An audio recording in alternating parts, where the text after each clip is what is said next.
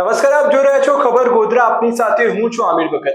ગોધરાની કાજીવાડા Gujarati mission શાળામાં વિદ્યાર્થીની દાઝી જવા મામલે જિલ્લા પ્રાથમિક શિક્ષણ અધિકારી દ્વારા જવાબદાર આચાર્ય અને 2 શિક્ષકો સામે કાર્યવાહી કરવામાં આવી છે.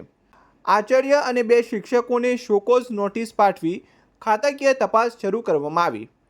શાળા સ્ટાફ દ્વારા બેદરકારી દાખવવા બદલ જિલ્લા પ્રાથમિક શિક્ષણ અધિકારી દ્વારા જવાબદાર આચાર્ય અને શિક્ષકો સામે કાર્યવાહી કરવામાં આવી છે.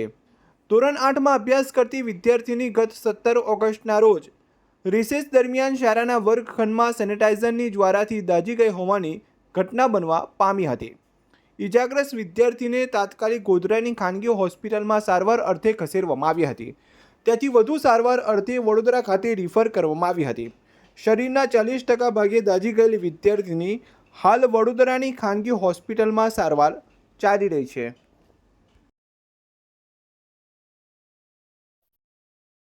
પંચમહાલની કાજીવાડા પ્રાથમિક શાળાની ધોરણ 8ની દીકરી પરમાર ખુશ્બુ એ દાઝી જવાને કારણે હોસ્પિટલમાં દાખલ કરેલી છે. હાલ એની તબિયત સુધારા ઉપર છે. ડૉક્ટર સાથે પણ ચર્ચા થઈ છે કે એને બીજી કોઈ વધારે ઇન્જરી નથી. બીજું કે શાળાના સ્ટાફની બેદરકારીને કારણે એમની સામે ખાતાકીય તપાસ હાથ ધરેલી છે, ચાર્જશીટ આપેલી છે અને આગળ એમની સામે કાર્યવાહી હાથ ધરેલી છે. એક આચાર્ય અને 2 શિક્ષિકા બહેનો છે, ફરજ બજાવે છે. એમણે આ જે સમગ્ર પ્રક્રિયા દરમિયાન દાખવેલી બેદરકારી બદલ એમની સામે ખાતાકીય તપાસ હાથ ધરી અને એમની સામે કડક કાર્યવાહી કરીશું.